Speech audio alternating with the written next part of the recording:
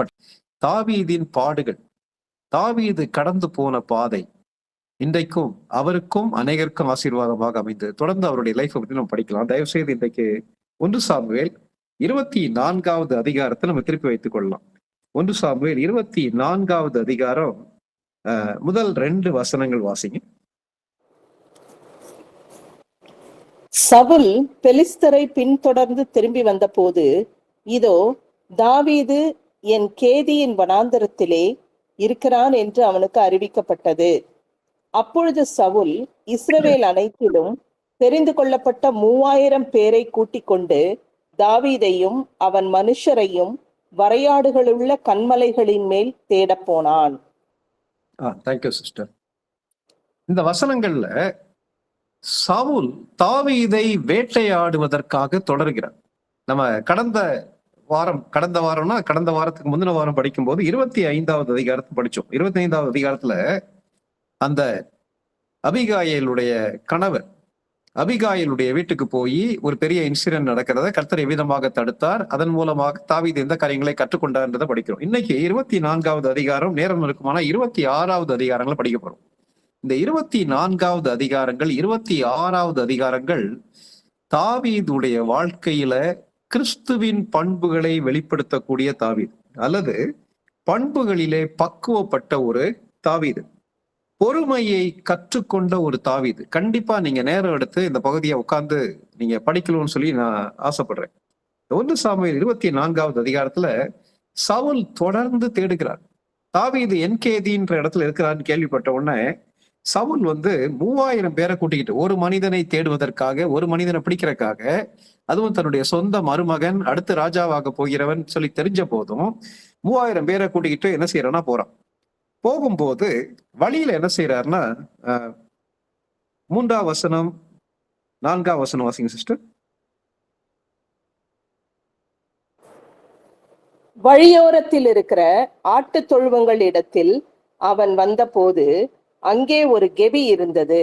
அதிலே சவுல் ஜலாதிக்கு போனான். தாவீதும் அவன் மனுஷரும் அந்த கெபியின் பக்கங்களில் உட்கார்ந்திருந்தார்கள்.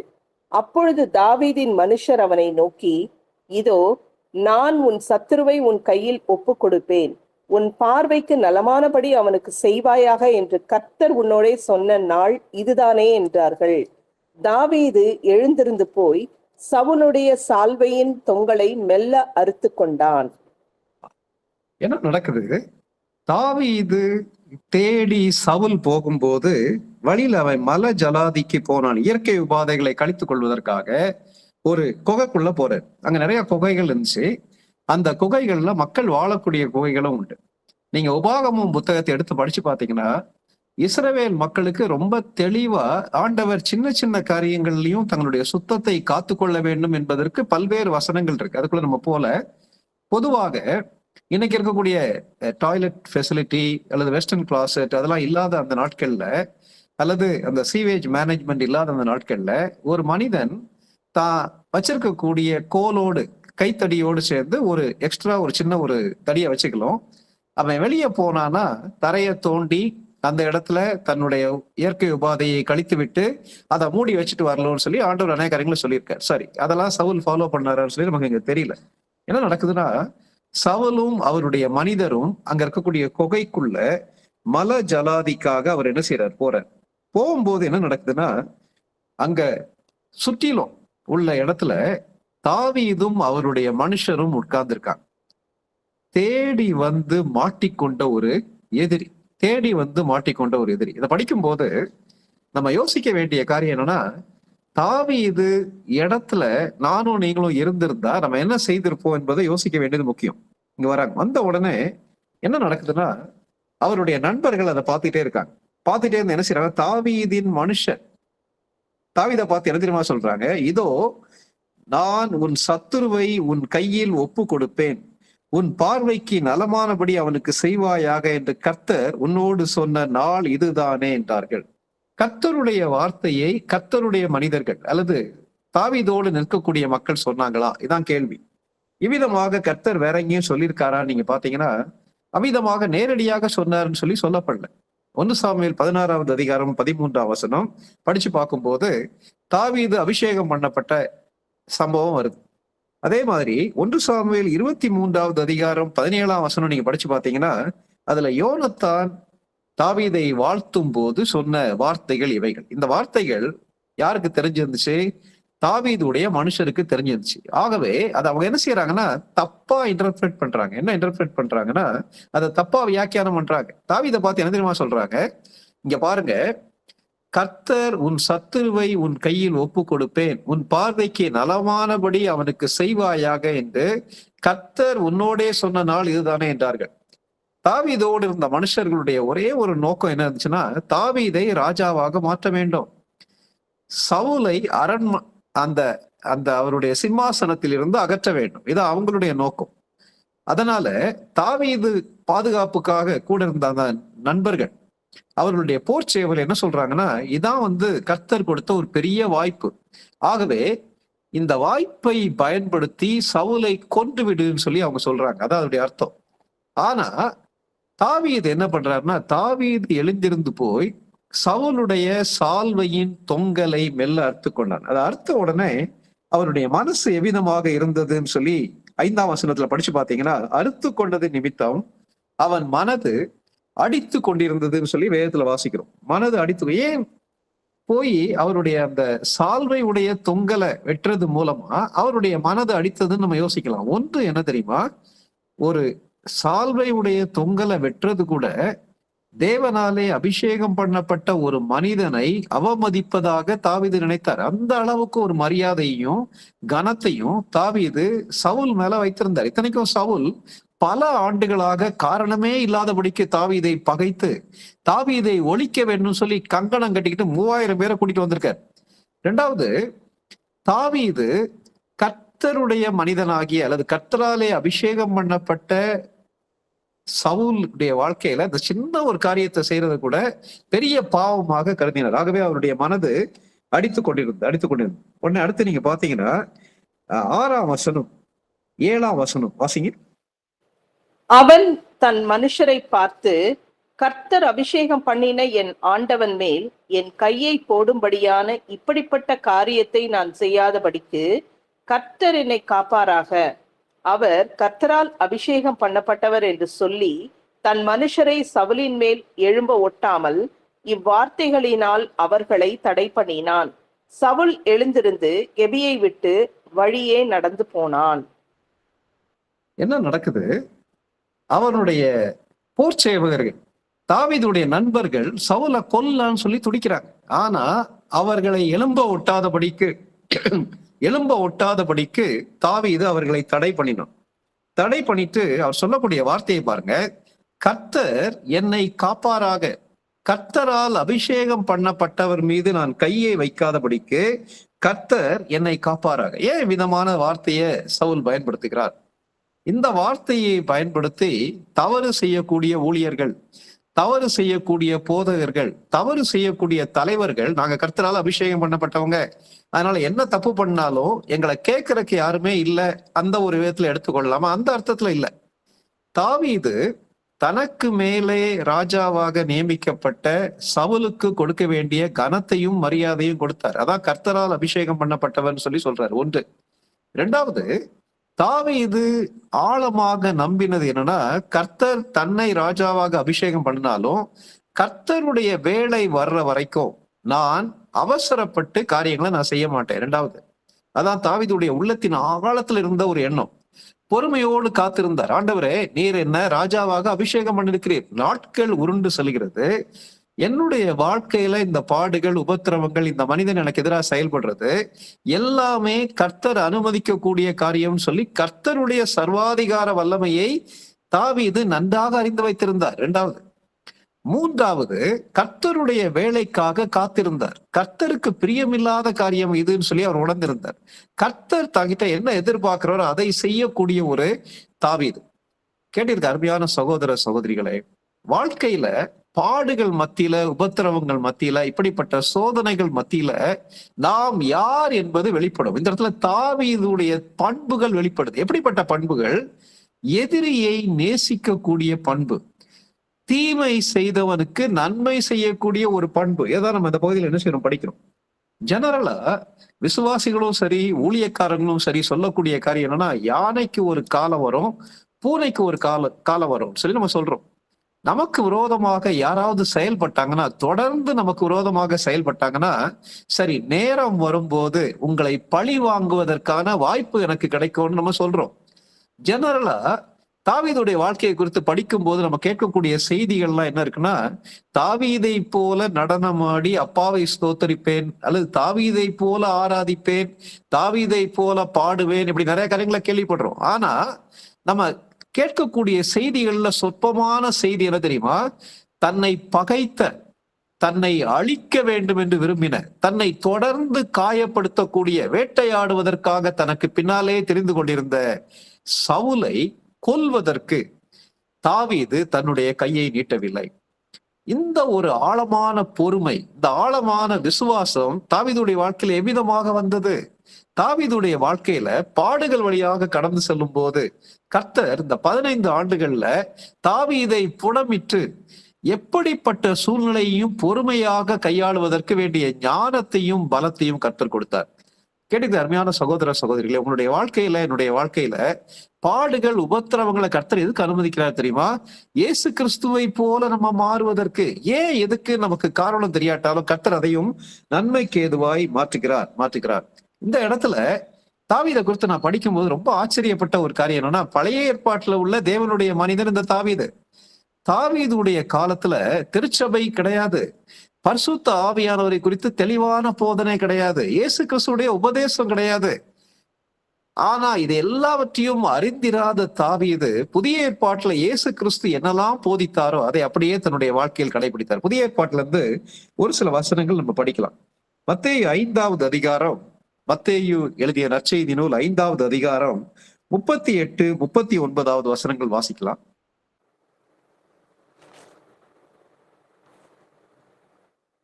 கண்ணுக்கு கண், பல்லுக்கு பல் என்று உரைக்கப்பட்டதை கேள்விப்பட்டிருக்கிறீர்கள். நான் உங்களுக்கு சொல்லுகிறேன், தீமையோடு எதிர்த்து நிற்க வேண்டாம். ஒருவன் உன்னை வலது கன்னத்தில் அறைந்தால் அவனுக்கு மறு கன்னத்தையும் திருப்பிக் கொடு. இந்த வசனங்களை பொதுவா தப்பா மக்கள் வியாக்கியானம் பண்ணுவாங்க. என்ன வியாக்கியானம்னா, பழைய ஏற்பாட்டுல கர்த்தர் மிகவும் கொடூரமானவர், கண்ணுக்கு கண் பல்லுக்கு பல்லுன்னு சொல்லி வச்சிருந்தாரு. புதிய ஏற்பாட்டுடைய பிரமாணம் அன்பின் பிரமாணம். ஆகவே தீமை செய்கிறவர்களுக்கு நன்மை செய்ய வேண்டும் என்பது புதிய ஏற்பாட்டுடைய கட்டளைன்னு சொல்லி போதிப்பாங்க. ஆனா வசனம் அவ்விதமாக சொல்லவில்லை. கண்ணுக்கு கண் பல்லுக்கு பல்லுன்ற அந்த வசனத்துடைய பின்னணியத்தை நீங்க படிச்சு பாத்தீங்கன்னா, that was a military rule, Jewish constitution. அதாவது ஒரு கண்ணை பாதித்ததற்கு பதிலாக ஒரு மனிதனையே கொண்டுவிடக் கூடாது என்பதற்காக கண்ணுக்கு கண் பல்லுக்கு பல்லுன்னு சொல்லி கடவுள் வச்சிருந்தார். மற்றபடி ஒரு கண்ணை ஒருத்த சேதப்படுத்தினா அதே கண்ணை சேதப்படுத்தணும்னு சொல்லி வேதாகமத்துல சொல்லப்படல. ஆனா இதை எடுத்து மக்கள் என்ன பண்ணாங்கன்னா, தனக்கு விரோதமாக செயல்பட்டவர்களுக்கு பழி வாங்குவதற்காக பயன்படுத்தினார். பழைய ஏற்பாட்டிலையும் கர்த்தர் என்ன சொல்லுகிறார்? உங்களை பாய்க்கிறவர்களே ஆசீர்வதிங்கள் தான் சொல்றாரு. இந்த இடத்துல இயேசு கிறிஸ்து பழைய ஏற்பாட்டுடைய பிரமாணத்தை எடுத்து அதை குறித்து தெளிவாக விவரிக்கிறார். அது மத்தேயு 5வது அதிகாரம், 6வது அதிகாரம், 7வது அதிகாரம் ராஜ்யத்தின் சாசனம் சொல்லி சொல்லுவாங்க. சீஷர்களுக்கு தேவனுடைய ராஜ்யத்தின் மக்கள் எவ்விதமாக இருக்க வேண்டும் என்பதை குறித்து போதிக்கிறார். அதுல போதிக்கும் போது, ஒருவன் உன்னை ஒரு கன்னத்தில் அறைந்தால் மறு கன்னத்தையும் திருப்பி காட்டுன்னு சொல்லி சொல்லுகிறார். அப்போ மறு கன்னத்தையும் திருப்பி காட்டினா அவன் திருப்பி அடிப்பான் இல்லையா? You should be ready to yield yourself. என்னை வேதனைப்படுத்தக்கூடிய மக்களுக்கு விரோதமாக செயல்படுவது எளிதான ஒரு காரியம். என்னை விரோதிக்கக்கூடிய மக்களுக்கு நான் விரோதமாக செயல்படுவது, அல்லது என்னகிட்ட கோவப்படக்கூடிய மக்களுக்கு, என்னை களங்கப்படுத்தக்கூடிய மக்களுக்கு நான் எதிராக செயல்படுவது இயற்கையான மனிதனுடைய தன்மை. ஆனா அவிதமாக அல்ல. நீங்க தேவனுடைய பிள்ளைகள், தீமைக்கு பதிலாக நன்மையை வழங்குங்கள் சொல்லி கர்த்தர் போதிக்கிறார். அப்போஸ்தலனாகிய பவுல் இதை குறித்து ரோமர் புத்தகத்துல தெளிவா எழுதுகிறார். பவுல் ரோமருக்கு எழுதிய நிருபம் 12வது அதிகாரம், ரோமர் 12வது அதிகாரம் 19ஆம் வசனத்துல இருந்து 21ஆம் வசனம் வரைக்கும் வாசிங்க. பிரியமானவர்களே, பழி வாங்குதல் எனக்குரியது, நானே பதில் செய்வேன் என்று கர்த்தர் சொல்லுகிறார் என்று எழுதியிருக்கிறபடியால் நீங்கள் பழி வாங்காமல் கோபாக்கினைக்கு இடங்கொடுங்கள். அன்றியும் உன் சத்துரு பசியாய் இருந்தால் அவனுக்கு போஜனம் கொடு, அவன் தாகமாய் இருந்தால் அவனுக்கு பானம் கொடு. நீ இப்படி செய்வதினால் அக்கினி தழலை அவன் தலையின் மேல் குவிப்பாய். நீ தீமையினாலே வெல்லப்படாமல் தீமையை நன்மையினாலே வெல்லு. இந்த வசனங்கள்ல பவுல் ரொம்ப தெளிவா சொல்றாரு. இந்த வசனங்களை நம்ம படிக்கணும். இந்த வசனங்களுக்குரிய போதனை எல்லாம் நம்ம கேட்கறதுக்கு வாய்ப்பே இல்லாம ஆயிடுச்சு, ரொம்ப குறைஞ்சிருச்சு. இதுல ஆண்டவருடைய வார்த்தை தெளிவாக என்ன சொல்லுகிறது? தீமையை தீமையினால் வெல்லாதபடிக்கு தீமையை நன்மையினால் வென்று. பழி வாங்குதல் எனக்குரியது, நானே பதில் செய்வேன் சொல்லி கர்த்தர் சொல்லுகிறார். அந்த 20ஆம் வசனம் ரொம்ப ஆச்சரியமா இருக்கு. 20ஆம் வசனத்தை நீங்க பாத்தீங்கன்னா, நாம் தீமை செய்கிறவர்களுக்கு நன்மை செய்யும் போது, சத்துரு பசியா இருக்கும் போது அவனுக்கு சாப்பாடு கொடு, அவன் தாகமா இருந்தானா அவனுக்கு தண்ணீர் கொடு. இப்படி செய்யறதால அக்கினி தழலை அவன் தலையின் மேல் குவிப்பாய். அவன் சாப்பாடு இல்லாம இருக்கும்போது அவனை பட்டினி போட்டு இன்னும் பாடுபடுத்தினாதானே நம்ம அவனை வேதனைப்படுத்துறோம் நம்ம நினைக்கிறோம். அவன் தாகத்துக்காக தண்ணீர் கேட்கும் போது நான் வறண்டு கதறும் போது அவனை பாடுபடுத்தி பார்ப்பதன் மூலமாக தான் நம்ம அவனை பழி வாங்குறோம்னு நினைக்கிறோம். அப்படி இல்லை. இதோடைய வசனத்துடைய அர்த்தம் என்ன தெரியுமா? நான் கிறிஸ்துவின் பண்புகளை வெளிப்படுத்தும் போது என்னுடைய நீதியை கிறிஸ்து பார்த்துக் கொள்வார். அதான் வேதவசனம் சொல்லக்கூடிய காரியம். அதாவது நான் என்னை வேதனைப்படுத்தின மக்களுக்காக, என்னை துன்பப்படுத்தின மக்களுக்கு விரோதமாக நான் செயல்பட மாட்டேன். இதான் தாவீதுடைய முக்கியமான ஸ்டாண்ட். சரி, அதனால இப்படிப்பட்ட ஒரு பண்பு தாவீதுக்குள்ள எவ்விதமாக உருவாகியது? அதுவும் புதிய ஏற்பாட்டுல பவுல் அநேக காரியங்கள் எழுதுறார். ரோமர் 5வது அதிகாரம் 3ஆம் வசனம் வாசிங்க. ரோமர் 5:3 வாசிங்க. அது மாத்திரமல்ல, உபத்திரவம் பொறுமையையும், பொறுமை பரீட்சையையும், பரீட்சை நம்பிக்கையும் உண்டாக்குகிறது என்று நாங்கள் அறிந்து. 4ஆம் வசனம் வாசிங்க சிஸ்டர். உபத்திரவங்களிலேயும் மேன்மை பாராட்டுகிறோம். பவுல் உபத்திரவங்களை பற்றி பவுலுடைய பார்வை தெளிவா இருந்துச்சு. என்ன தெரியுமா சொல்றாரு? உபத்திரவம் எதை உருவாக்குகிறது? பொறுமையை உருவாக்குகிறது. பொறுமையை உருவாக்குகிறது. பொறுமை எதுடைய முக்கியமான அடையாளம் தெரியுமா? கர்த்தர் மீது வைக்கக்கூடிய விசுவாசம். ஏன் தாவீது பொறுமையாக இருந்தார்னா, இவ்வளவு செஞ்ச போதும் சவுலுக்கு எதிராக அவர் செயல்படாததுக்கு காரணம் என்னன்னா, கர்த்தர் எனக்காக செயல்படுவார், நான் எனக்காக செயல்பட மாட்டேன். என்னை விரோதிக்கக்கூடிய மக்கள், பழிவாங்கக்கூடிய மக்கள் யாராக இருந்தாலும் சரி, அவர்களுக்கு விரோதமாக நான் செயல்பட மாட்டேன் என்ற தீர்மானம் தாவீதுடைய மனசுல, அந்த கன்விக்ஷன் ஆழமா இருந்துச்சு. இந்த ஒரு பண்பு இந்த சூழ்நிலையிலே தாவீதுடைய வாழ்க்கையில் வெளிப்படுகிறது. கிடையாது அருமையான சகோதர சகோதரிகளை, இன்றைக்கு நீங்க கடந்து போய் கொண்டிருக்கிற பாதை என்னன்னு சொல்லி எனக்கு தெரியாது. ஆனால் நாம் அனைவரும் மனிதர்கள் மூலமாக காரணமின்றி பகைக்கப்படுகிறோம், வார்த்தைகள் மூலமாக புண்படுத்தப்படுகிறோம், செயல்கள் மூலமாக வேதனைப்படுத்தப்படுகிறோம். அந்த சூழ்நிலையில கிறிஸ்து நம்மகிட்ட எதிர்பார்க்கக்கூடிய காரியம் தீமைக்கு நன்மை. பழி வாங்குதலை அவருடைய கரத்துல கொடுத்து, ஆண்டவரே நீர் அனுமதிக்காதபடிக்கு என்னுடைய வாழ்க்கையில் எதுவுமே நடக்காது என்பதை அறிந்து கிறிஸ்துவின் பண்பை வெளிப்படுத்துவதற்கு நம்ம அழைக்கப்பட்டிருக்கோம். பாடுகள் தாவீதுடைய வாழ்க்கையில பொறுமையை உண்டாக்கிட்டு, பின்னாடி நம்ம படிக்கும்போது அநேக வசனங்கள் படிக்கிறோம், அது எல்லாத்தையும் நம்ம வாசிக்க வேண்டாம். யோபுடைய பொறுமையை நம்ம கேள்விப்பட்டிருக்கோம்.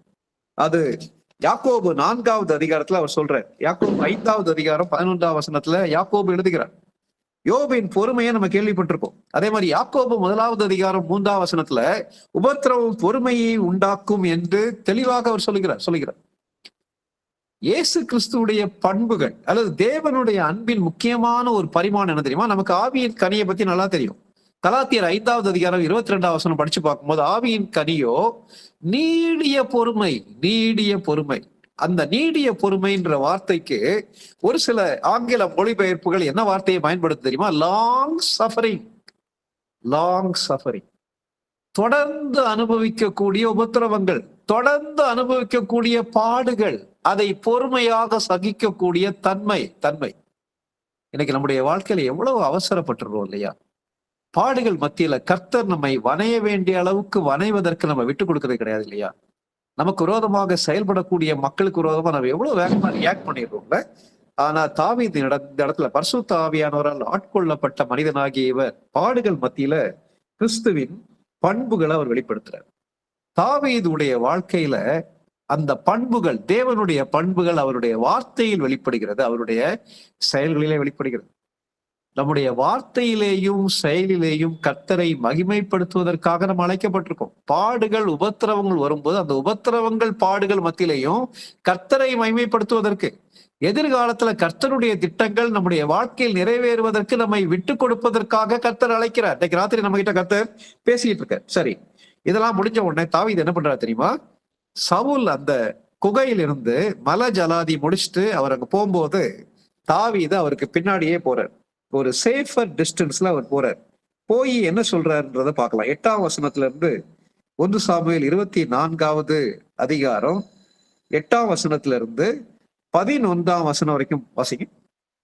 அப்பொழுது தாவீதும் எழுந்து கெபியிலிருந்து புறப்பட்டு சவுலுக்கு பின்னாக போய், ராஜாவாகிய என் ஆண்டவனே என்று கூப்பிட்டான்.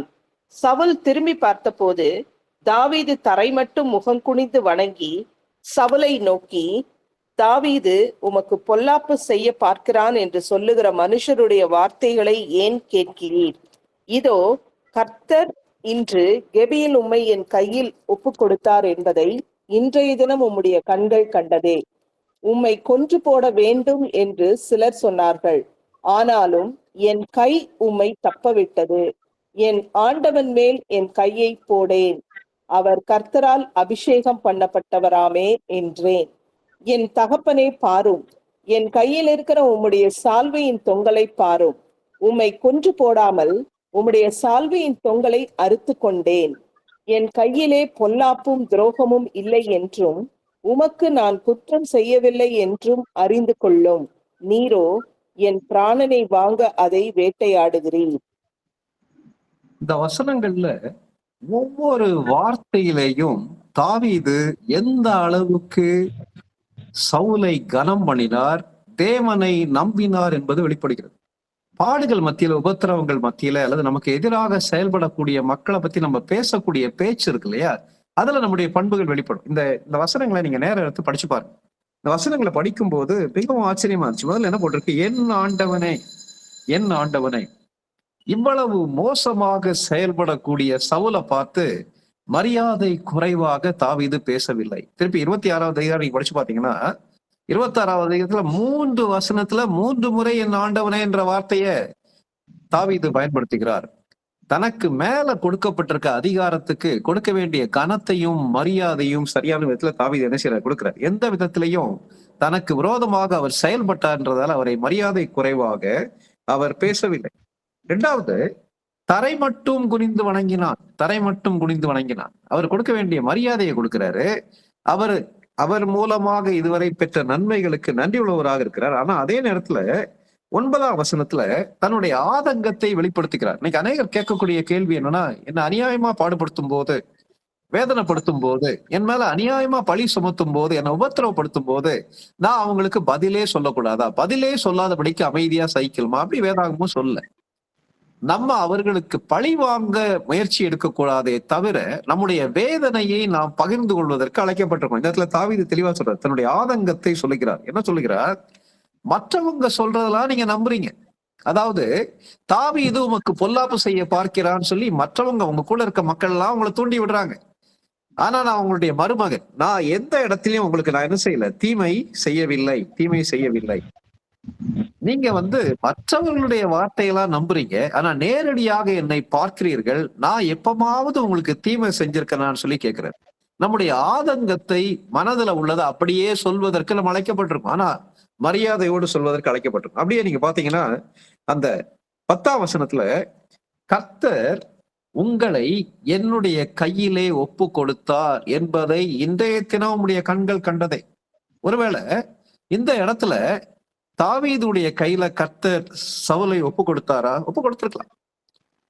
ஏன் அவ்விதமான ஒரு சூழ்நிலையை ஏற்படுத்தினாரு? அந்த சூழ்நிலையில தாவீது எவ்விதமாக செயல்படுகிறார் என்பதை கண்டுபிடிப்பதற்காக, தாவீது தன்னுடைய எதிர்பார்ப்புகளை நிறைவேற்றுகிறாரான்றதை கண்டுபிடிக்கிறதுக்காக கர்த்தர் ஒப்பு கொடுத்திருக்கலாம். ஏன்னா பின்னாடி நம்ம படிக்கும்போது கர்த்தர் தாவீதை சவுலுடைய கையில ஒப்பு கொடுக்கவே இல்லை. மறுபடியும் அதே மாதிரி சவுலை கொல்வதற்கு ஒரு வாய்ப்பை கர்த்தர் கொடுக்கிறார்.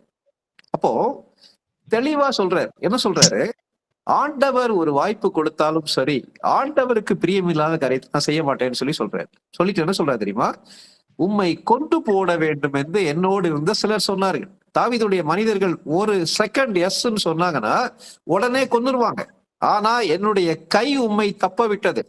என் ஆண்டவர் மேல் என் கையை நான் போடேன். அவர் கர்த்தரால் அபிஷேகம் பண்ணப்பட்டவராமே என்றார். இன்னைக்கு நம்முடைய லைஃபை கொஞ்சம் யோசித்து பார்ப்போம்.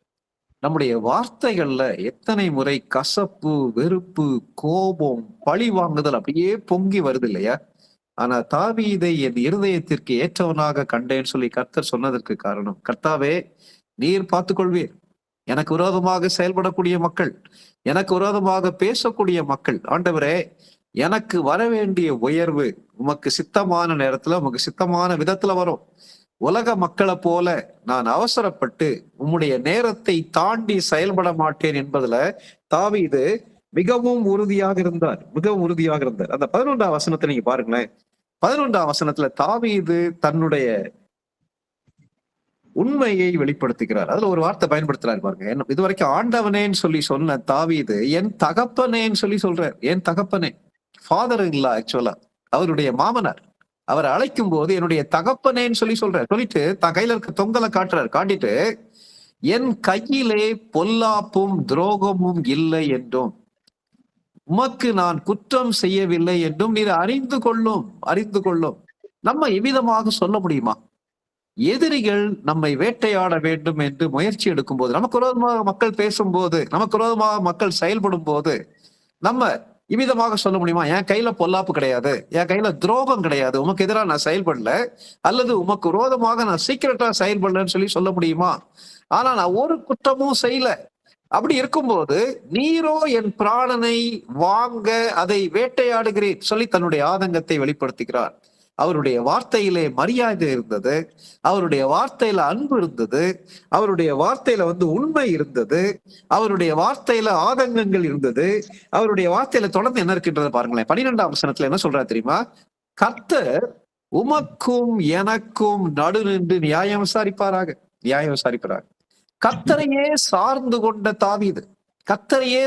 தாவீது, இந்த இடத்துல நிற்கும் போது சவுலுடைய மனிதர் சொல்றாங்க தாவீதை எதிரியாக சித்தரிக்கிறார்கள், தாவீதை கொல்லும்னு சொல்லி யோசிக்கிறாங்க. இந்த இடத்துல தாவீதின் மனிதர் என்ன சொல்றாங்க? சவுலை கொல்வதற்கு ஒரு வாய்ப்பு கிடைச்சிருக்கு, கொல்லுங்கன்னு சொல்லி சொல்றாங்க. ஆனா இதன் மத்தியில நியாயாதிபதியாக யாரை கொண்டு வர்றாருன்னா, நீதிபதியாக யாரை கொண்டு வர்றாருன்னா, தாவீது கர்த்தரை கொண்டு வருகிறார்.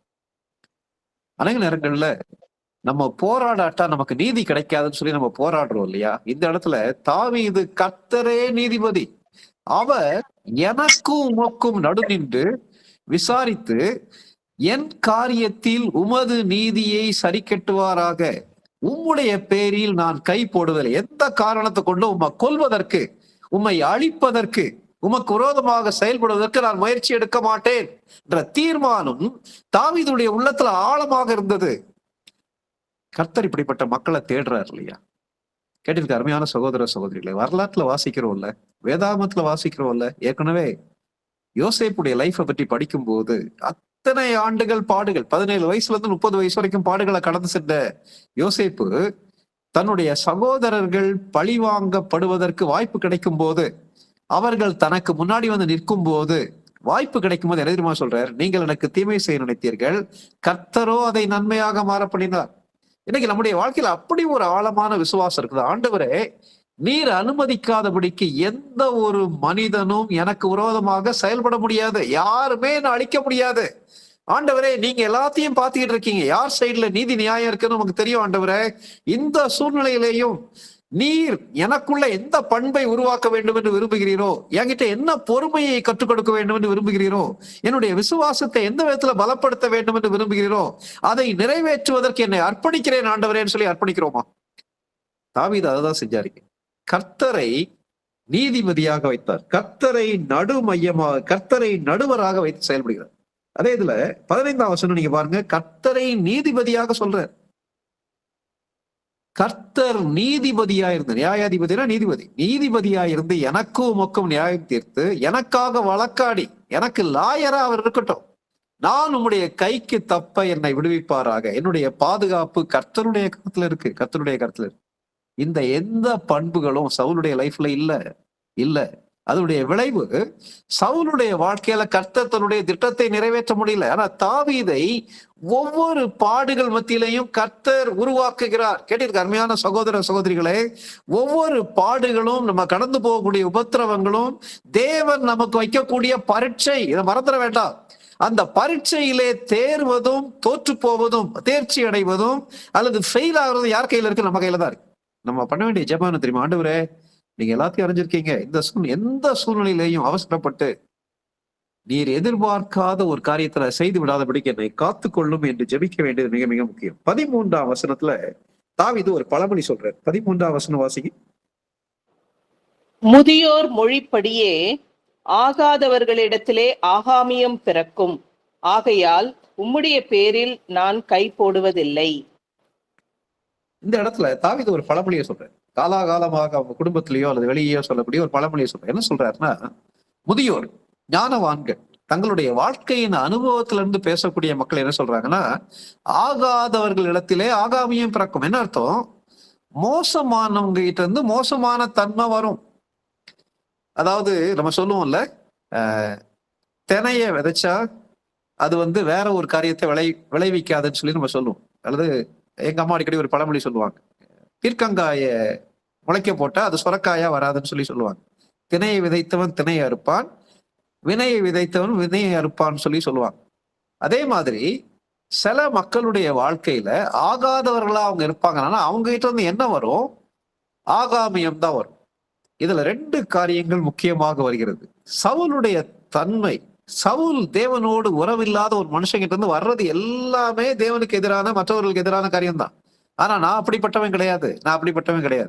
ஆகையால் உம்முடைய பேரில் நான் கை போடுவதில்லை. ஆழமான ஒரு தீர்மானம். என்ன பிரஷர் வந்தாலும் சரி, என் கூட உள்ள நபர்கள் என்ன சொன்னாலும் சரி, எனக்கே பழி வாங்கறதுக்கு வாய்ப்பு கிடைச்சாலும் சரி, நான் தேவனுக்கு விரோதமான காரியத்தை செய்ய மாட்டேன்றது அவருடைய ஆழமான தீர்மானம். நீங்க நம்ம லைஃப்ல கொஞ்சம் யோசித்து பார்க்கலாமா? அநேக நேரங்கள்ல பிரஷர்ஸ் வரும்போது, ஒரு இக்கட்டான சூழ்நிலை அல்லது ஒரு சோதனை வரும்போது நம்ம விழுந்து போற காரணம் என்னன்னா, அதற்கு முன்பாகவே நம்ம அதுல எடுக்க வேண்டிய ஸ்டாண்ட் எடுக்க தவறிடுறோம். நேரத்துல சொல்லிடுறோம், மக்கள் எல்லாம் சொன்னாங்க அதனால நான் இப்படி செயல்பட்டேன், அப்படி செய்யக்கூடாதுன்னு நினைச்சேன். அப்படி இல்லை. மனதுல தாவீது தெளிவாக தீர்மானம் பண்ணியிருந்தார். நேர இவர் கொல்றதுக்கு வாய்ப்பு கிடைச்சாலும் சரி, அதே போல மற்றவர்கள் சொன்னாலும் சரி, நான் தேவனுக்கு பிரியமில்லாத காரியத்தை செய்ய மாட்டேன் என்பது அவருடைய பேச்சுல இருந்துச்சு. தாவீது ஜெனியூனா சொல்றார், என்னுடைய தன்மையே எப்படிப்பட்ட தன்மை தெரியுமா? தேவனுக்கு பிரியமில்லாத காரியத்தை செய்ய மாட்டேன்னு சொல்லி சொல்றாரு. 14ஆம் வசனம் வாசிங்க. 14ஆம் வசனம். இஸ்ரவேலின் ராஜா யாரை தேட புறப்பட்டார்? ஒரு செத்த நாயையா, ஒரு தெள்ளு பூச்சியையா? நீர் யாரை பின்தொடருகிறீர்? இந்த வார்த்தைகள்ல தாவீது தன்னை ஐடென்டிஃபை பண்ணும்போது என்ன தெரியுமா சொல்றாரு? தாழ்மையான ஒரு பேச்சு. நான் யார் தெரியுமா? ஒரு செத்த நாய் மாதிரி இருக்கிறேன். நான் யார் தெரியுமா? ஒரு தெள்ளு பூச்சின்றது இலையை அரிக்கக்கூடிய ஒரு குட்டி பூச்சி. பொதுவா த்ரிப்ஸ்ன்னு சொல்ற வேர்டு யூஸ் பண்ணுவாங்க. அப்படிப்பட்ட ஒரு சின்ன பூச்சி மாதிரி இருக்கக்கூடிய என்னை, செத்த நாயை போல இருக்கக்கூடிய என்னை இஸ்ரவேலின் ராஜா ஏன் தேட புறப்பட்டார்? இந்த சூழ்நிலையில தாவீது அரகண்டா செயல்படாததுக்கு காரணம், தன்னை தாழ்த்தி, நான் ஒண்ணுமே இல்லை, என்ன போய் நீங்க பாடுபடுத்துறக்க நான் ஏமாத்துறோம்னு சொல்லி தாவீது சொல்றாரு. தாவீதுடைய வார்த்தைகள்ல இருந்து எத்தனை காரியங்கள் வெளிப்படுது இல்லையா? தாவீதுடைய உண்மை, தாவீதுடைய நேர்மை, தாவீதுடைய தீர்மானம், தாவீதுடைய தாழ்மை, தாவீதுடைய மனசுல இருந்த அன்பு, தாவீது கொடுத்த மரியாதை எல்லாமே வெளிப்படுகிறது. ஏன் இவ்விதமாக தாவீது பேசுகிறார்? அவர் பேசுற எல்லாத்தையும் அவருடைய நண்பர்கள் கேட்டுக்கொண்டே இருக்காங்க. அவர்கள் மத்தியில கர்த்தருடைய நாமம் தூஷிக்கக்கூடிய விதத்துல தாவீது செயல்படவே இல்லை. கேட்டது அருமையான சகோதர சகோதரிகளே, வாழ்க்கையில இந்த அளவுக்கு ஒரு பண்பை உருவாக்குவதற்கு பாடுகள் நம்முடைய வாழ்க்கையில் கர்த்தர் அனுமதிப்பார். அதனால எவ்வளவு பெரிய ஸ்லாக்கியமா இருக்கும் இல்லையா?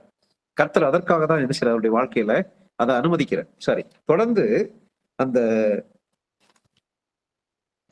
15ஆம் வசனத்துல இருந்து தொடர்ந்து வாசிங்க சிஸ்டர். கர்த்தர் நியாயாதிபதியாய் இருந்து எனக்கும் உமக்கும் நியாயம் தீர்த்து எனக்காக வழக்காடி நான் உம்முடைய கைக்கு தப்ப என்னை விடுவிப்பாராக என்றான்.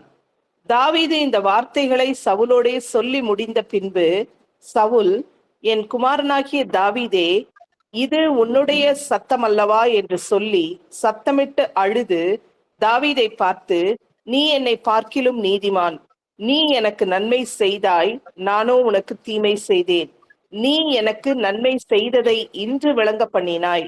கர்த்தர் என்னை உன் கையில் ஒப்புக் கொடுத்திருந்தும் நீ என்னை கொன்று போடவில்லை. ஒருவன் தன் மாற்றானை கண்டுபிடித்தால் அவனை சுகமே போகிவிடுவானோ? இன்று நீ எனக்கு செய்த நன்மைக்காக கர்த்தர் உனக்கு நன்மை செய்வாராக. நீ நிச்சயமாக ராஜாவாய் இருப்பாய் என்றும் இஸ்ரவேலின் ராஜ்யபாரம் உன் கையில் நிலைவரப்படும் என்றும் அறிவேன். இப்போதும் நீ எனக்கு பின்னிருக்கும் என் சந்ததியை வேறறுப்பதில்லை என்றும் என் தகப்பன் வீட்டாரில் என் பெயரை அழித்து போடுவதில்லை என்றும் கர்த்தர் மேல் எனக்கு ஆணையிட்டு கொடு என்றான். அப்பொழுது தாவீது சவுலுக்கு ஆணையிட்டு கொடுத்தான். பின்பு சவுல் தன் வீட்டுக்கு புறப்பட்டு போனான். தாவீதும் அவன் மனுஷரும் அர்ணிப்பான இடத்துக்கு ஏறி போனார்கள். Thank you sister. இந்த வசனங்களை படிக்கும்போது இவ்விதமாக பேசின உடனே சவுலால பதில் பேசவே முடியல. கையில அந்த குஞ்சத்தை வெட்டி காட்டுறேன், நான் நினைச்சா உங்களை கொன்னு இருக்கலாம், அல்லது என்னுடைய நண்பர்கள் என்னுடைய மக்கள் உங்களை கொன்னு இருக்கலாம், ஆனா நான் கொல்ல மாட்டேன். கொல்லாததுக்கு காரணம் என்னன்னு சொல்லிட்டு அவர் பேசின பேச்சை கேட்ட உடனே சவுலால பதில் சொல்லவே முடியல. அதுக்கு பதிலா எதிரியுடைய வாழ்த்துதலை பெற்ற தாவீதை பத்தி சவுல் என்ன தெரியுமா சொல்றாரு? அவரை பார்த்து அழுற. சவுலை குறித்து நீங்க அறிந்து கொள்ள வேண்டுமானா அதுக்கு முன்னாடி நம்ம சவுலை பற்றி டீட்டெயில்டா படிச்சிருக்கிறோம். சவுலுடைய வாழ்க்கையில அழுகை உண்டு, வார்த்தைகள்லாம் சொல்லுவாரு, என்னுடைய குமாரனேன்னு சொல்லுவாரு, நீ கர்த்தராலே ஆசீர்வதிக்கப்பட்டவன் சொல்லுவாரு. ஆனா அவருடைய வாழ்க்கையில மனம் திரும்புதலே கிடையாது. ஆனா தாவீதுடைய இந்த செயல் சவுலுடைய வாழ்க்கையை பாதித்தது. எதிரியான சவுல் தாவீதை வாழ்த்தக்கூடிய அளவுக்கு செயல்பட்டார். கடைசி படிச்சு பார்க்கும்போது என்ன தெரியுமா வாசிக்கிறோம்? இந்த தாவீதை பார்த்து சவுல் என்ன கேட்கிறார் தெரியுமா? கண்டிப்பாக நீ ராஜாவா மாறிடுவ. ராஜாவாக மாறி இஸ்ரவேல் சாம்ராஜ்யத்தை ஆளுகை செய்யும் போது என்னுடைய சந்ததியார கொன்னுராத, என்னுடைய பிள்ளைகளையும் பிள்ளைகள் மூலமாக வரக்கூடிய சந்ததியாரையும் கொண்டு விடாதேன்னு சொல்லி கர்த்தர் பேரில் எனக்கு ஆணையிட்டு கொடுன்னு சொல்றேன். சொன்ன உடனே தாவீது ஆணையிட்டு கொடுத்தார். இப்பொழுதும் பழி வாங்காத தாவீது, எதிர்காலத்திலையும் பழி வாங்காத தாவீது சொன்ன வார்த்தையை காத்துக்கொண்டார். அந்த வசனங்களை வாசிக்க வேண்டாம். 20வது அதிகாரம் 14வது 15வது வசனத்துல ஏற்கனவே யோனத்தானோடு உடன்படிக்கை பண்ணியிருக்கிறார். அந்த உடன்படிக்கையை தாவீது காத்துக்கொண்டார். எங்க காத்துக்கொண்டார் படிக்கணும்னா 2 சாமுவேல் 9வது அதிகாரத்துல காத்துக்கொண்டார். அந்த சவுலுடைய சந்ததியில வந்த, யோனத்தானுடைய சந்ததியில வந்த அந்த சவுலின் சந்ததியாரை கனப்படுத்தி நேசித்த தாவீது. அவர் என்ன வாக்கு கொடுத்தாரோ அதை காத்துக்கொண்டார். கேட்டது அருமையான சகோதர சகோதரிகளை, இப்படிப்பட்ட ஒரு மனிதனை கர்த்தர் எடுத்து ராஜாவாக உயர்த்தினார், ராஜாவாக பயன்படுத்தினார். அதற்கு முன்பு இந்த பரீட்சை அவருடைய வாழ்க்கையில் தேவைப்பட்டது. சரி, இதே மாதிரி ஒரு சம்பவம் 26வது அதிகாரத்தில் நடக்குது. அந்த 26வது அதிகாரத்தை வேகமாக நம்ம பார்த்து முடிக்கலாம்னு சொல்லி நினைக்கிறேன். 1 சாமுவேல் 26வது அதிகாரத்துக்கு நம்முடைய வேத புத்தகத்தை திருப்பி வைத்துக் கொள்ளலாம். 26வது அதிகாரம் முதல் 5 வசனங்கள் வாசிங்க சிஸ்டர். பின்பு சீப்பூரார் கிபியாவில் இருக்கிற சவுலிடத்தில் வந்து, தாவீது எஷிமோனுக்கு எதிரான ஆகிலாமேட்டில் ஒளித்துக் கொண்டிருக்கிறான் என்றார்கள். அப்பொழுது சவுல் சீப் வனாந்தரத்திலே தாவீதை தேடும்படி எழுந்து இஸ்ரவேலிலே தெரிந்து கொள்ளப்பட்ட 3000 பேரோடும் கூட சீப் வனாந்தரத்துக்கு புறப்பட்டு போனான். சவுல் எஷிமோனுக்கு எதிரே வழி அண்டையில் இருக்கிற ஆகிலாமேட்டிலே பாளையம் இறங்கினான். தாவீது வனாந்தரத்தில் தங்கி சவுல் தன்னை தொடர்ந்து வனாந்தரத்திற்கு வருகிறதை கண்டு தாவீது வேவுக்காரரை அனுப்பி சவுல் வந்தது நிச்சயம் என்று அறிந்து கொண்டான். பின்பு தாவீது எழுந்து சவுல் பாளையம் இறங்கின இடத்திற்கு போய் சவுலும் நேரின் குமாரனாகிய அப்னேர் என்னும் அவன் படைத்தலைவனும் படுத்து கொண்டிருக்கிற இடத்தை பார்த்தான். சவுல் ரதங்களில் இருக்கிற இடத்திலே படுத்து கொண்டிருந்தான். ஜனங்கள் அவனை சுற்றிலும் பாளையம் இறங்கி இருந்தார்கள். இந்த சம்பவம் உங்களுக்கு தெரியும்னு சொல்லி நினைக்கிறேன். என்ன நடக்குது? மறுபடியும் சவுல் கிளம்பி வர்றார். இடையில ஒரு அதிகாரம் தான் இருக்கு. மறுபடியும் பெரிய படையை கூட்டிக்கிட்டு யார் அழிப்பதற்காக, பிடிக்கிறதுக்காக, தாவீதை கொல்றதுக்காக அவர் வரார். வரும்போது அவங்க ஒரு இடத்துல பாளையம் இறங்கியிருக்காங்க. பாளையம் இறங்கும் போது இதுக்கு அடுத்த வசனத்துல இருந்து, நீங்க 6ஆம் வசனத்துல இருந்து நீங்க படிச்சு பாத்தீங்கன்னா, தாவீது சவுலை தேடி போகிறார். அவர் சொல்றார், தன்னுடைய நண்பர்கள்ட்ட கேட்கிறார், என் கூட யார் வரீங்கன்னு சொல்லி கேட்டோம்னா, அபிசாய் மட்டும் சொல்றான், நான் வந்து உம்மோட வரேன்னு சொல்லி சொல்றான். பயங்கர தைரியசாலி. அபிசாயுடைய ஒரே ஒரு நோக்கம் என்னன்னா, போய் தன்னுடைய ராஜாவாக நியமிக்கப்பட்ட தாவீதுக்கு எதிராக இருக்கக்கூடிய சவுலை கொல்லலும் சொல்லி அவன் கூட சேர்ந்து அவன் கிளம்பி வரான். கிளம்பி வரும்போது என்ன நடக்குதுன்னு நீங்க பாத்தீங்கன்னா, 7வது 8வது வசனங்களை வாசிங்க சிஸ்டர். அப்படியே தாவீதும் அபிசாயும் ராத்திரியிலே அந்த ஜனங்களுக்குள்ளே வந்தார்கள். இதோ சவுல் ரதங்களில் இருக்கிற இடத்திலே படுத்து நித்திரை பண்ணினான். அவன் தலைமாட்டில் அவனுடைய ஈட்டி நிலத்திலே குத்தி இருந்தது. அவனை சுற்றிலும் அப்னேரும் ஜனங்களும் படுத்துக் கொண்டிருந்தார்கள். அப்பொழுது அபிசாய் தாவீதை பார்த்து, இன்று தேவன் உம்முடைய சத்ருவை உம்முடைய கையில் ஒப்பு கொடுத்தார். இப்போதும் நான் அவனை ஈட்டியினால் 2 குத்தாக குத்தாமல் ஒரே குத்தாக நிலத்தில் உருவ குத்தட்டுமா என்றான். என்ன நடக்குது? போகும்போது நல்லா தூங்கிட்டு இருக்காரு. யார் தூங்கிட்டு இருக்கா? சவுல் தூங்கிட்டு இருக்கார். சவுலுடைய மெய்காப்பாளர் அப்னேர் தூங்கிட்டு இருக்கார். சுத்திலும் ஜனங்கள், சவுலை பாதுகாக்க வேண்டிய ஜனங்கள் ரதங்கள் பத்தியில தூங்கிட்டு இருக்காங்க. அதை நீங்க தொடர்ந்து படிச்சு பாத்தீங்கன்னா, அயர்ந்த நித்திரையை கர்த்தர் அவர்களுக்கு வரப்பண்ணினார்னு சொல்லி வேதத்துல போட்டிருக்கு. ஏற்கனவே உம்மை கொல்வதற்கு கர்த்தர் வாய்ப்பு கொடுத்தார்னு சொல்லி தாவீது சொல்றார். இந்த இடத்துல சவுலுடைய ஈட்டி அங்க குத்தப்பட்டிருக்கு. சவுல் நல்லா தூங்கிட்டு இருக்கார். சவுலுடைய படை தளபதியாகிய அப்னேரும் தூங்கிட்டு இருக்கார். மற்றவங்களும் தூங்கிட்டு இருக்காங்க. உடனே அபிசாய் என்ன தெரியுமா சொல்றாரு? தாவீதை பார்த்து, இன்னைக்கு கர்த்தர் உம்முடைய கையில இவர் ஒப்பு கொடுத்தார். மறுபடியும் ஒரு வாய்ப்பு கிடைக்குது. ஒரு வாய்ப்பை சில நேரத்துல விட்டுறலாம், ஆனா மறுபடியும் வாய்ப்பு கிடைக்குது. என்ன தெரியுமா சொல்றாரு? நீங்க குத்த வேண்டாம் ராஜாவே, தாவீதே, நான் என்ன செய்யறேன்னா ஒரே குத்தா குத்தி உம்முடைய எதிரியை நான் கொன்னு போட்டுடுறேன்னு சொல்லி சொல்றான். சொன்ன உடனே தாவீதுடைய பதில் என்னன்றத பாருங்களேன். 9ஆம் வசனத்துல இருந்து 11ஆம் வசனம் வரைக்கும் வாசிங்க. 9-11 9ல இருந்து 11 வரைக்கும் வாசிங்க. தாவீது அபிசாயை பார்த்து, அவரை கொல்லாதே, கர்த்தர் அபிஷேகம் பண்ணுவித்தவர் மேல் தன் கையை போட்டு குற்றமில்லாமல் போகிறவன் யார் என்று சொன்னான். பின்னும் தாவீது, கர்த்தர் அவரை அடித்து அல்லது அவருடைய காலம் வந்து அவர் மரித்து அல்லது அவர் யுத்தத்திற்கு போய் மாண்டால் ஒழிய நான் என் கையை கர்த்தர் அபிஷேகம் பண்ணுவித்தவர் மேல் போடாதபடிக்கு கர்த்தர் என்னை காக்க கடவர் என்று கர்த்தருடைய ஜீவனை கொண்டு சொல்லுகிறேன். இப்போதும் அவர் தலைமாட்டில் இருக்கிற ஈட்டியையும் தண்ணீர் செம்பையும் எடுத்துக்கொண்டு போவோம் என்றான். என்ன நடக்குது? அவர் என்ன சொல்றாருன்னா, அபிசாயை பார்த்து, செய்யாத அபிஷேகம் பண்ணினவர் மீது நான் கையை போட மாட்டேன். ஏன் அபிஷேகம் பண்ணினவன்ற வார்த்தையை பயன்படுத்துறான்றதை ஏற்கனவே நம்ம படிச்சிட்டோம்.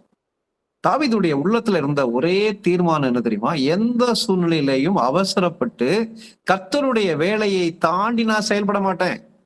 கர்த்தருக்கு பிரியமில்லாத காரியத்தை செய்ய மாட்டேன். என்னுடைய நீதி நியாயம் கர்த்தரிடத்திலிருந்து வரும் என்பதை எல்லா சூழ்நிலையிலையும் வெளிப்படுத்தினார். நீங்க தொடர்ந்து இந்த வசனத்தை படிச்சு பாத்தீங்கன்னா, நல்லா அயர்ந்து தூங்கிட்டு இருக்காங்க. ஒரு ஆதாரமாக வந்துட்டு போகணுன்றக்காக அந்த ஈட்டியையும் அந்த ஒரு செம்பையும் எடுத்துக்கிட்டு இவங்க அவ்வளவு எளிதா ரீச் பண்ண முடியாத இன்னும் ஒரு மலையுடைய உச்சியில இருந்துட்டு அங்கிருந்து கூடும்போது அப்னேரை பார்த்து என்ன தெரியுமா சொல்றாரு? நீ மெய்காப்பாளனாக இருந்து உன்னுடைய ராஜாவை பாதுகாக்கிற அழகா, இன்னைக்கு பாரு, நானும் அபிசாயும் உங்களுடைய பாளையத்துக்குள்ள வந்தோம். நாங்க நினைச்சா ஒரே குத்தா உன்னுடைய ராஜாவை நான் குத்தி போட்டிருக்கலாம், நீ இப்படி உன்னுடைய கடமையில தவறிட்டாயேன்னு சொல்லிட்டு அவனை பார்த்து சொல்ற. சொன்ன உடனே சவுலுக்கு அது தாவீதுடைய சத்தம் என்பதை அவர் அறிந்து கொள்கிறார். அறிந்து கொண்டுகிட்டு இங்க வந்து சொல்றாரு, ஐயோ என்னுடைய மகனே, நீ வந்து நல்லவன் சொல்லி சொல்றாரு. அந்த கான்வர்சேஷன் நீங்க ஃபுல்லா படிச்சு பாத்தீங்கன்னா மறுபடி தாவீது சொல்லக்கூடிய பதில் என்ன தெரியுமா? மரியாதையோடு பேசுகிறார். தேவன் கொடுத்த அதிகாரத்தை துச்சமாக எண்ணவில்லை தாவீது. 1. 2வது, நான் எந்த சூழ்நிலையிலும் உமக்கு விரோதமாக என்னுடைய கையை நான் போட மாட்டேன்னு சொல்லி சொல்றாரு. அது என்னுடைய தீர்மானம்னு சொல்லி சொல்றாரு. 3வது என்ன சொல்றாரு? என்னை ஏன் இப்படி வேட்டையாடுவதற்காக என்னை பின்பற்றி வரீங்க? அந்த வேதனையை வந்து 18வது வசனத்துல வெளிப்படுத்துறேன். நான் உங்களுக்கு என்ன செஞ்சேன், என்ன காரியத்தால என்னை போட்டு இப்படி பாடுபடுத்துறீங்கன்னு சொல்லி அவர் 18ஆம் வசனத்துல சொல்றாரு. நீர் உம்முடைய அடியானை இப்படி பின்தொடர்கிறது என்ன? நான் என்ன செய்தேன்? என்னிடத்தில் என்ன பொல்லாப்பு இருக்கிறதுன்னு சொல்லி சொல்றாரு. 17ஆம் வசனத்துல இருந்து 19ஆம் வசனம் வரைக்கும் படிக்கும்போது, என் ஆண்டவன், என் ஆண்டவன், என் ஆண்டவன், my lord, my lord, my லார்ட்னு சொல்லி சொல்றாரு. சொல்லிட்டு என்ன தெரியுமா சொல்றாரு? நீங்க இப்படி என்னைய விரட்டி விடுறதால கர்த்தருடைய மக்கள் மத்தியில இருந்து சேவிக்கிறதுக்கு பதிலா அந்நிய தேவர்களை பின்தொடரக்கூடிய ஒரு சூழ்நிலையில கொண்டு போய் என்ன வச்சுட்டீங்களே சொல்லிட்டு பயங்கர வேதனையை தன்னுடைய உள்ளத்துல இருந்து வெளிப்படுத்தும் போது 20ஆம் வசனத்துல, என்னுடைய ரத்தம் தரையில் விழாதபடிக்கு கர்த்தருடைய சமூகத்துல என்னுடைய பாதுகாப்பு இருக்கட்டும், கர்த்தர் என்னை பாதுகாத்துக் கொள்ளட்டும் சொல்லிட்டு மறுபடியும் தன்னை குறித்து சொல்லக்கூடிய காரியம், நான் ஒரு கௌதாரி மாதிரி இருக்கேன், ஒரு தெள்ளு பூச்சி மாதிரி இருக்கிறேன்னு சொல்லி சொல்றார். உடனே வழக்கமாக சவுல் சொல்ற மாதிரி அந்த 21ஆம் வசனத்துல இருந்து 24ஆம் வசனம் வரைக்கும் சவுல் மறுபடியும் சொல்றாரு. என்ன சொல்றாரு? தாவீது, நீ நீதிமான், நீ நல்லவன், நீ ராஜாவாக அபிஷேகம் பண்ணப்பட போகிறவன், ஆனா நான் அப்படிப்பட்டவன் கிடையாது சொல்லி சொல்றாரு. 24ஆம் வசனம் வாசிங்க. 24ஆம் வசனம் வாசிங்க. இதோ உம்முடைய ஜீவன் இன்றைய தினம் என் பார்வைக்கு எப்படி அருமையாய் இருந்ததோ அப்படியே என் ஜீவனும் கர்த்தரின் பார்வைக்கு அருமையாய் இருப்பதினால் அவர் என்னை எல்லா உபத்திரவத்திற்கும் நீங்களாக்கி விடுவாராக என்றான். எவ்வளவு ஒரு பெரிய விசுவாசம், எவ்வளவு பெரிய பொறுமை இல்லையா? இன்னைக்கு உங்களுடைய ஜீவனை கொல்லாதபடிக்கு நான் தடுத்து நிறுத்த மாதிரி என்னுடைய ஜீவன் கர்த்தருடைய பார்வைக்கு அருமையாக இருக்கும், கர்த்தருடைய பார்வைக்கு அருமையா இருக்கும். அதனால கர்த்தர் என்னை என்னுடைய எல்லா உபத்திரவங்களுக்கும் நீங்களாக்கி ரட்சிப்பார். கர்த்தரையே சார்ந்து கொண்ட தாவீது, கர்த்தரையே சார்ந்து கொண்ட தாவீது. நம்ம ஏற்கனவே படிச்சிருக்கிறோம்.